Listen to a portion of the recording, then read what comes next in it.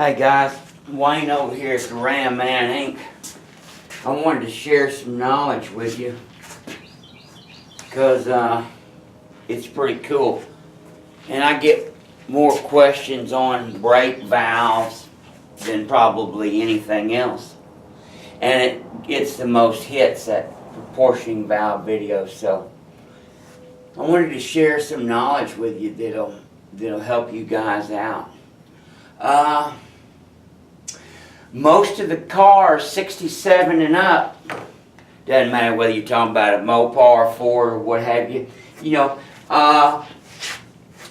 your very basic thing is a distribution block with nothing in it, full way, two-way, T, what have you.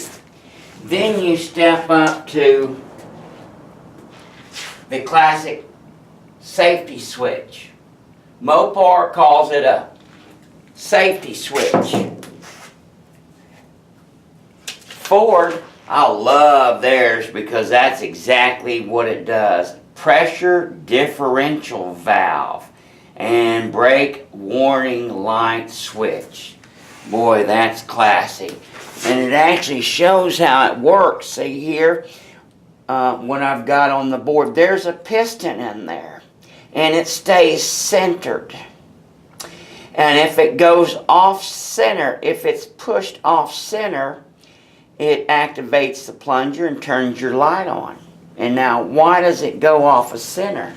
Well, it's actually ingenious, them little hydraulic engineers. God forbid, I be one of them. So we've got our line pressure coming in from the master cylinder. And if the master cylinder is functioning correctly, both ports should be the same pressure coming out. So if we have the same pressure on each end of the piston, it's going to stay centered. But let's say one side becomes lower for some reason. That would indicate a low pressure situation. Slang term, leak or blow by. Here or here, the high pressure side is going to push this piston over, and by design it's supposed to shut the fluid flow off. So it's like an automatic tourniquet. Alright? So you whack, and all of a sudden, boom, there we go. Giant rubber band closes that thing off. That's what it is. You can think of it that way, as an automatic tourniquet. Pretty neat, pretty ingenious, and pretty damn simple.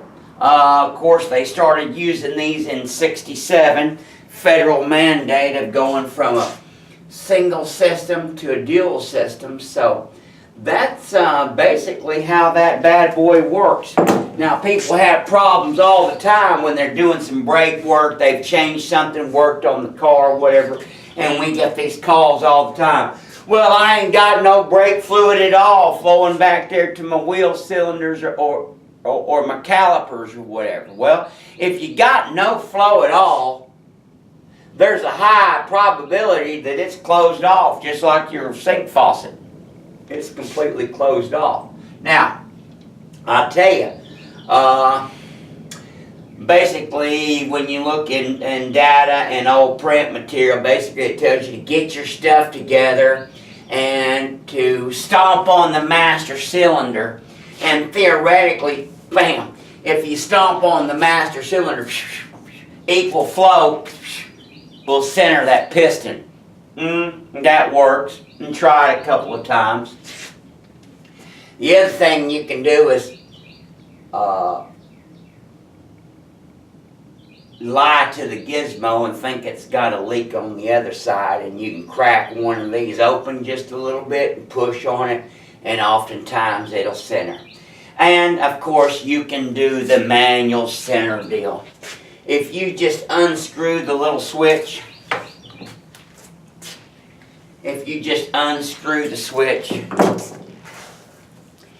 you can stick a sharp gizmo down in there.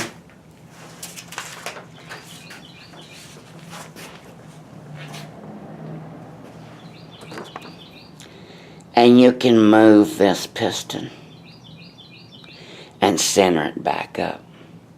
It's real easy to do. Just unscrew the deal and center that bad boy. That's the quick and dirty method. Get on with the program, not be bullshitting around. Alright friends, so there you go. There's the basics on the safety switch. Why you don't see any pressure to the back. Of course, that's what we do, is we rebuild valves for people. Here's a client for a Mopar. We do all types. Here's your TA valve, probably the best valve in the world by Mopar. Came out January 1st of 1970. First unit ever that has the metering block for the front brakes. Has the combo valve. Pressure reducer. Got to get away from that proportion valve stuff. I hate that term because they're not proportioning valves. They're pressure reducers. All of the proportioning of a brake system, my friends. Now get this, process this. This is a reverse of what is out there. Okay? The proportioning of the brake system, front and back bias, is done by the master cylinder and the size of the components.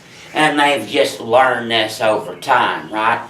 You ever notice that port that's feeding the front brakes is bigger? It's got like a longer piston, can push more fluid. Yeah, there you go. There's some proportion. Remember that 70-30 bias? Most cars do 70% of their braking with the front. Yeah, the chambers, different sizes. You ever notice that? Except for them damn GMs. Huh? You ever notice that? And you ever notice something, that the rotors on the front of an automobile are bigger than the back? The calipers on the front of an automobile are bigger than the back? Yeah, that's where your true proportioning comes in, is the damn components, not some valve. All these things do is only on hybrid systems they drop the brake pressure to the rear drum brakes, because they don't need 1,000 PSI drum brakes. They just lock up. All right, my friends. Yeah, we redo these valves. We sell the little kits to redo them with the correct O-rings and new springs, and like a combo kit for all of it. Got that super weirdo deal for the pistons on a whole bunch of, oh my God, slit my throat, proportioning valve. There's that with the new O-rings and stuff specifically for the Mopar. Anyway, we've got some documents that we send out quite often to do. We email these things. Kate does PDF. Brake valve overview for the Mopars. Hell, this is like a 10-page deal. Shoot. It even shows you how the original Mopars were all braked up. There's the E bodies through 70. B bodies. Different setups. See there? Disc brakes, January 69 through there. Then they got rid of the little valve and did the combo. There's the metering valve. Yeah. Mopar and Kelsey Hayes is the first ones that came up with the metering valve. That's why when you're replacing valves or whatever, this Mopar TA valve, it's called the TA valve because people really started seeing it on the TAs and the Arcudas when they came out. Remember, they were a late reduced car when they came out in January. And of course, what those cars were, those were little 340 six-pack streamers. They were designed for the little road course. And Mopar was putting the best damn brakes on there at the time they could. And voila, you got the best valve. He's brass. He only lasted about 18 months, not quite 2 years, because, you know, the collapse of the muscle cars, and they went to this ugly ass, yeah, I said it, cast iron thing. Of course, everybody knows what happens to cast iron. It pits and goes to hell in a handbasket. Whereas your brass one, of course, we sell a bunch of these, and it can be plumbed up to anything. What the metering valve does, real quick, metering valve on a vehicle is, think about this. Your brakes are designed so that the backs always engage before the fronts. If they didn't, for some weird reason, if the back brakes did not engage first and the front ones did, this would lock up, and if you had any kind of angle whatsoever, the ass end would come around. I don't know if that's ever happened to you. It has to me once. Scary mofo. The ass end comes around and you start that business, and there's no way to stop it. You don't stop until the energy's gone. Period. End paragraph. Hang on for the ride. Here we go. 6 Flags. So what a metering valve does is it's a backup device. They typically don't allow any fluid flow until about 130 psi. Hear me, folks? Yeah, this sun gun is closed, so that pressure's going to the back long before. And then when this bad boy opens, this is the precursor to our current day ABS, the very first one, metering. Get with that term. So it meters out the flow over thousandths of a second. In little spurts it opens up, instead of just like a ball valve from 0 to all the way. That's what it does. And that's why on a Mopar, when it's working right, and they made things so simple back then, you know, you can, when it's working right, you feel that little bump in the pedal. When you're, you know, like on hard braking, you feel that little bump on the pedal. And then they gave you a visual device too, right here. The pin goes in and out. Lets you know that the damn thing's working. Isn't that cool? Wow. Yeah, babe. A damn meter valve's working. Thanks for stepping on the brake. That simple. Alright, folks. God bless you. God bless America. And give us a call if you need some brake valve parts or help, or need it rebuilt or whatever. God bless you. God bless your family. God bless America. And happy hot rodding. Bye.